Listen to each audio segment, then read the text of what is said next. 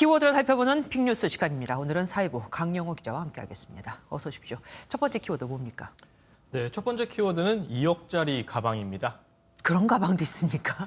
네, 앞서 리포트에서 보셨겠지만 이 배우 윤여정 씨의 일거수일투족이 세간의 화제인데요. 네. 이 상금이 없는 아카데미 시상식 특성상 윤여정 씨에게 공식적으로 돌아간 건 45만 원 상당의 오스카 트로피뿐입니다. 네. 이 대신 협찬사에서 제공한 선물 가방을 추가로 받는데 이 선물의 가치를 모두 합하면 약 2억 원 상당이라고 합니다. 스웨그백이라고 불리는 이 선물 가방엔 스웨덴의 최고급 호텔 숙박권을 비롯해 순금 전자담배, 숙취 해소를 위한 비타민 테라피 등이 들어갔다고 합니다. 특히 올해는 코로나19 대유행을 맞아서 수면 상태를 기록하는 헤어밴드, 무료 PT권 등도 포함됐다고 하는데요. 지난해 아카데미 시상식에서 사관왕을 차지한 봉준호 감독 역시 스웨그백을 받았는데 당시엔 9천만 원 상당의 크루즈 여행권, 순금 펜, 소변 검사권, 인생 코치 전화통화권 등이 들어갔다고 합니다. 잠깐만요. 소변 검사권이요?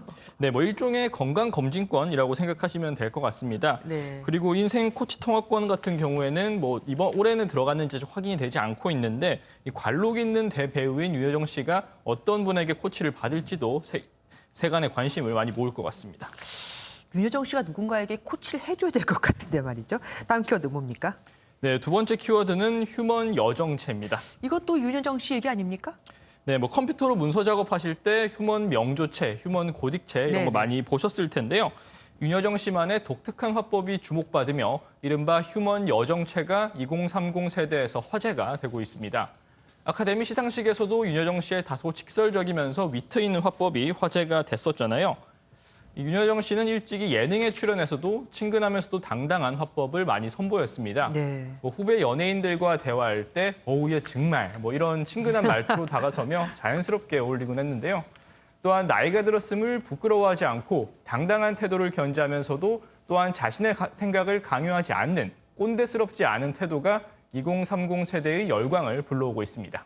예전에 저도 그 말이 기억나요. 나도 67세는 처음이야. 참 와닿았었거든요. 네. 세 번째 키워드 보겠습니다. 네, 이번에 좀 다른 얘기를 해보겠습니다. 바로 머스크의 배신입니다. 테슬라 CEO 말인가요? 네, 맞습니다. 테슬라 CEO 머스크에게 비트코인 투자자들이 단단히 화가 났습니다. 예. 이 외신에 따르면 테슬라가 1분기 3천억 원어치의 비트코인을 팔아 1,100억 원대 수익을 거둔 것으로 전해졌습니다. 머스크는 과거 비트코인 투자 계획이나 비트코인 결제 시스템을 도입한다고 밝히는 등 가격 상승에 많은 영향을 미쳤는데요.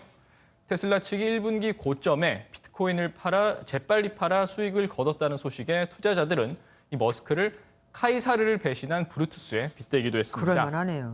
논란이 계속되자 머스크는 자신의 트위터를 통해 자신은 비트코인을 팔지 않았으며 테슬라 측이 유동성 입증을 위해 일부를 판 것이라고 해명하기도 했습니다. 자기가 값을 올려놓고 그리고 나니까 자기가 팔았다. 이 얘기네요. 네. 마지막 키워드 보겠습니다. 네, 마지막 키워드는 황당한 공모전입니다. 무슨 공모전인데요?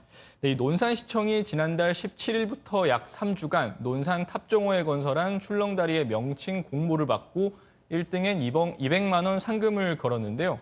논란은 1등 당선작이 다름 아닌 논산 탑정호 출렁다리라는 소식이 전해지고부터입니다. 네. 말 그대로 지명과 다리 이름을 단순히 결합한 것인데 성의 없다, 세금 낭비 아니냐라는 비판이 제기됐습니다.